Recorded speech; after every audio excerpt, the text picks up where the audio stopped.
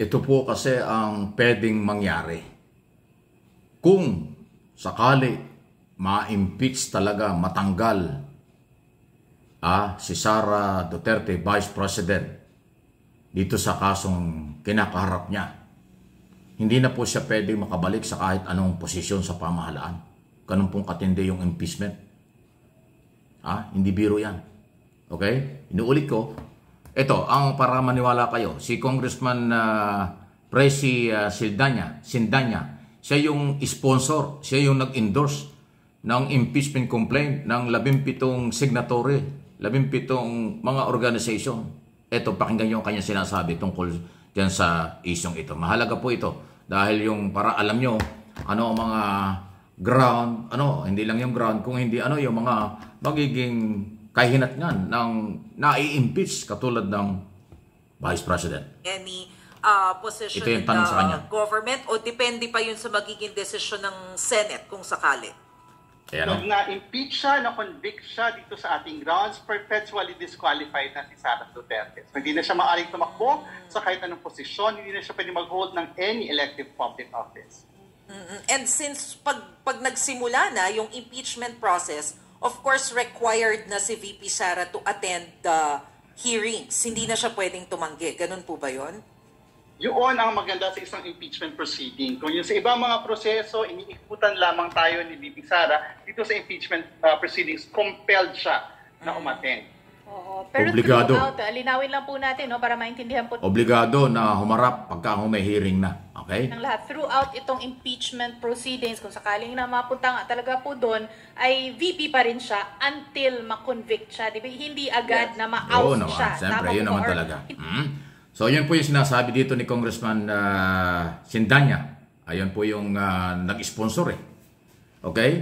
Parang pag nagkaroon na po ng hearing sa Committee on Justice at kung makarating ito sa Senado, abay obligado na siyang humarap. Hindi na siya pwedeng magdahilan kung ano-ano.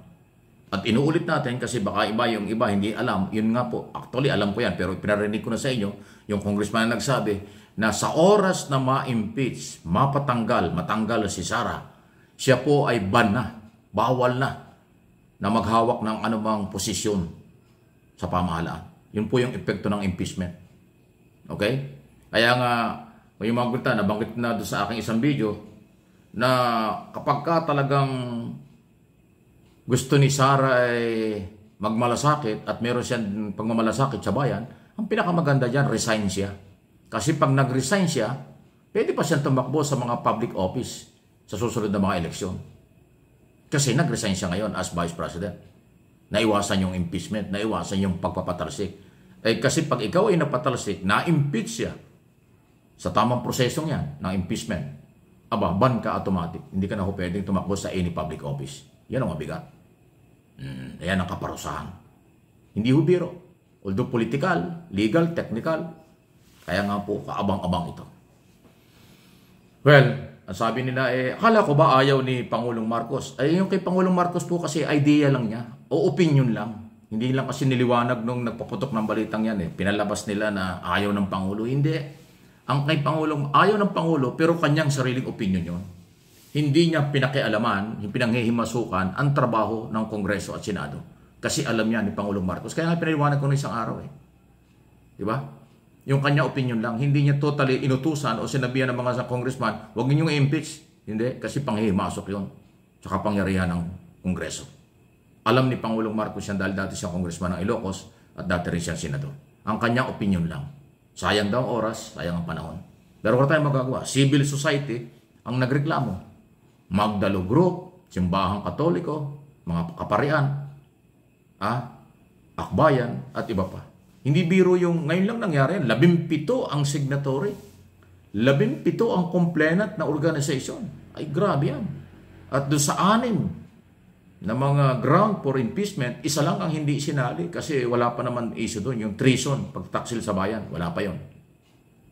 Pero yung lahat ng mga mahalaga tulad ng betrayal of public trust, graft in corruption, bribery at iba pa, criminal cases, ayun, pasok na pasok po yan. Actually, kung yung mga ground na yan, yung kasong yan, kung ito lang ititingnan ng mga senador at congressman na talagang walang kulay politika, walang kampihan, magiging neutral talaga sila. Talagang impeach si Sara. Tanggal talaga si Sara. Maniwala kayo. Pero pag hinaluan ito na nagbulag-bulagan sa ebidensya, dahil nang ibabaw sa kanila ang kampihan, utang na loob, baliwala yung kasong yan, baliwala yung ebidensyang yan. Iyan ang malungkot. Pero sa mga pangkaraniwang mamamayan, nakadinig, nakakita anong klaseng pagkatao ni Sara Duterte, anong klase siyang magsalita, ano yung body language niya, ano ang mga lingwahe niya, ano ang kanyang mga aksyon, talagang pasok na pasok po yung betrayal of public trust. Lalo na sa budget. Kaya mga gunita, di ba? Ine-expose na ni Undersecretary Mercado, sinuhulan sila, 50,000 a month. Doon sa DepEd ng Secretary. O di ba? Yung hindi malinaw kung saan nagamit ang 612.5 million confidential at intelligence fund. Yan ang betrayal of public trust kasi pera ng bayan dapat na ipapaliwanag. Wala nang tiwala ang taong bayan. Mabigat yun. At yung mga criminal cases na nakapile at kung ano-ano pa. So, again, unulit ko, kung ang ating mga congressman at senador ay titingin talaga sa ebidensyang ito, iwasan ang utang na loob, kampihan, at kung ano-ano pang mga dahilan na personal, swak si Sara. Laglag talaga dito. Sa akin pong opinion. Mai-impeach talaga siya. Kung magiging sarado lang ang kaisipan ng mga mambabatas natin, both Congress and Senate, sa issue ng mga personal na pagkakaibigan at partido, swak talaga.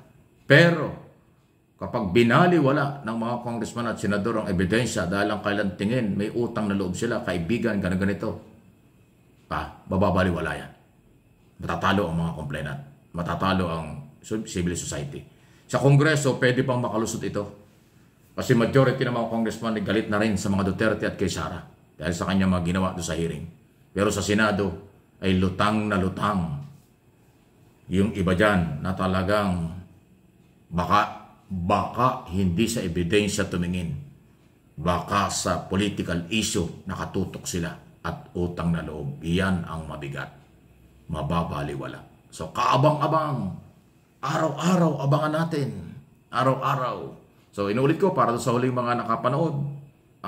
Mabigat ang impeachment sa isang impeachable official. Pag na-impeach ka, natanggal ka, hindi ka na makakabalik sa kahit anong posisyon sa pamahalaan.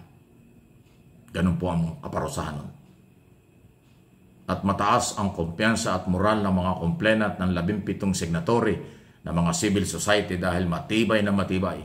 Just imagine, 6 na mga ground sa impeachment under 1987 Constitution, 5 ang kanilang ginamit. Isa lang ang hindi. Antindi nun. Please like, share, at subscribe kung hindi pa. Hindi lang dito sa MA Pinoy TV, pati doon sa kabilang channel natin, Mike Abby Opinions. Lahat ng aking mga channel, samahan po ninyo ako at ating ipapaliwanag at babantayan ang mga kaganapan sa loob at labas ng ating pamahalaan. Magiging tulay ang aking mga channel para po sa inyong kaalaman at gagawin ko naman ang lahat na alam kong pwedeng makapulutan nyo, kapulutan nyo ng aral at kaalaman. Yan ang aking layunin. Advocacy natin yan.